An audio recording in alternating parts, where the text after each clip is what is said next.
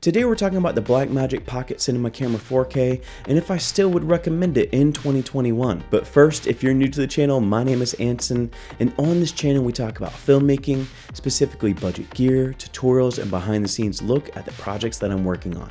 So if that's something you're into, consider subscribing. Now this week does mark the 1-year anniversary of me buying my BMPCC 4K, and so I'm going to talk about what I think about this camera after a year of use, and if I still would recommend it to new filmmakers in 2021. So with that, let's talk about some pros and cons of this camera and what I think about using it after last year and why I still recommend it in 2021. Now let's get this out of the way. The first pro for me is the price. I do want to start off by correcting myself for my 1 month review of this camera. I said in that review that you had to spend more than $1,300 to get this camera up and running because you had to buy an entire rig to get this camera usable. I'm going to retract that statement because literally over the past couple weeks, this is all I've been using to shoot with. I don't have a rig on the Pocket 4K right now. Now that does limit me a little bit because there's not a tilting screen, but honestly, I really like this minimalistic style with the Pocket 4K. So with that being said, the $1,300 price range of this camera is actually the price that you can pay to get this up and running. Now you may want to invest in some additional batteries, and there are some really good third-party batteries out there that you can use with this camera, but you may want to buy a few of them. And so for new or indie filmmakers, I would absolutely recommend this camera. Now going off of that price, another reason I would recommend this to new filmmakers or indie filmmakers that are on a low budget is because with that $1,300 price tag, you do get a copy of DaVinci Resolve, the studio version. That is a killer deal, and so if you're looking at a good quality, kind of professional grade camera to get started out, this is absolutely a camera I'd recommend because of the original price tag of the camera and the fact that it does include DaVinci Resolve, which is the industry standard software for color grading. And so with the price and the fact that it includes DaVinci Resolve, hands down, do you need more reasons?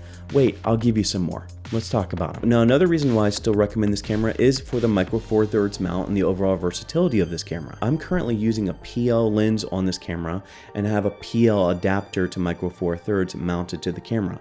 A lot of what I'm using right now is PL. But with that being said, this is one reason why I actually recommend a lot of times the 4K over the 6K, because the 6K has an EF mount natively, which does limit you to only really use EF lenses. And so if you don't use EF lenses, the 6K actually may limit you a little bit, whereas the Pocket 4K has a little bit more versatile mount on it with that micro four thirds mount. Another thing that I have just fallen in love with this camera over the last year, and it's a smaller thing, but the overall IO options on this camera. This is one reason why I've chosen this camera and even the 6K over the Sigma FP. It's just what's available IO wise. You have full-size HDMI, USB-C for start-stop if I want to use it for the Nucleus Nano. You have a mini XLR port, and you do have a microphone headphone jack. You have all the options that you need to get a good indie production going. And so all the IO options you have on the Pocket 4K is also a really big selling point for me and why I'd recommend this camera if you're an indie filmmaker and need all these options for IO. Now the thing that I've saved for last on why I still recommend this camera is probably the biggest thing, which is overall color science and image quality. One of the biggest reasons why I decided to stay in the Blackmagic ecosystem when all these cameras were coming out this year is because of the overall color science. I love Blackmagic's color science. It is one that has been just super pleasing to me compared to Sony, compared to even maybe Canon at times. I love the Blackmagic color science. And then overall just amazing image quality that this camera produces is another big reason why I'd still recommend this camera.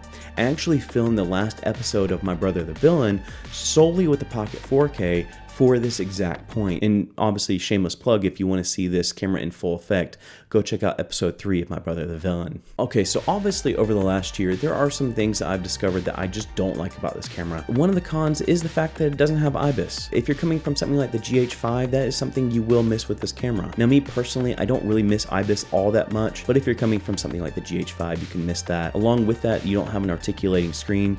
That is one big selling point for the 6K Pro now, is it does have a little bit of articulation in the screen, whereas the 4K and obviously the 6K do not have that option. Honestly, I would say the biggest thing for me over the last year that's kind of tainted the 4K for me is just the sensor size. I do like low light capabilities, I like shallow depth of field, and so having the micro four thirds sensor does limit me on how much shallow depth of field I can get, as well as low light capabilities. Now, before you start saying in the comments, use a speed booster, I used a speed booster for the longest time, but I've actually moved away from using speed boosters just because I don't want to involve another piece of glass when I'm filming, and so that forces me to use that small sensor that micro four thirds offers. But with that said, with that episode of My Brother the Villain, I really didn't notice I was using micro four thirds all that much. You really just kind of have to know how to film with micro four thirds. Maybe use a longer focal length if you want more compression to kind of give that separation.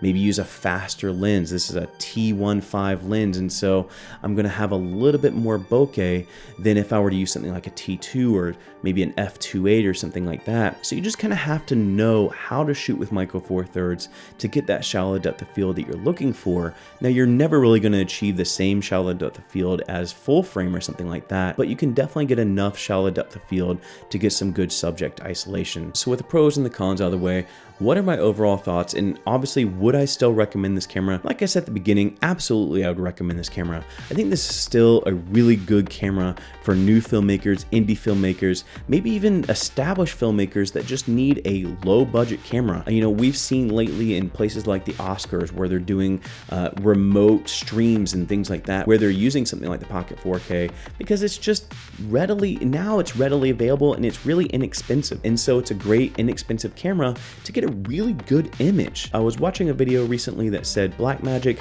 really caters to indie filmmakers, and I think something like the Pocket 4K, 6K, or 6K Pro are a testament to that. And obviously with that, I would absolutely recommend this camera in 2021. Still a very amazing camera. So that's it for me. I hope you guys have enjoyed this video. If you did enjoy this video, make sure to give it a like. If you're digging the overall content from the channel, consider subscribing. Don't forget, as we talk about indie filmmaking, I do have a microfilm challenge going on. If you want details on that challenge, I'll leave a link to that video up here in the corner. So check that out if you do want to participate in the MBTV microfilm challenge. It's pretty fun. And as always, go and find your journey, go embrace life, stay safe, be happy, support each other, wash those hands, and I'll see you here next time. Peace.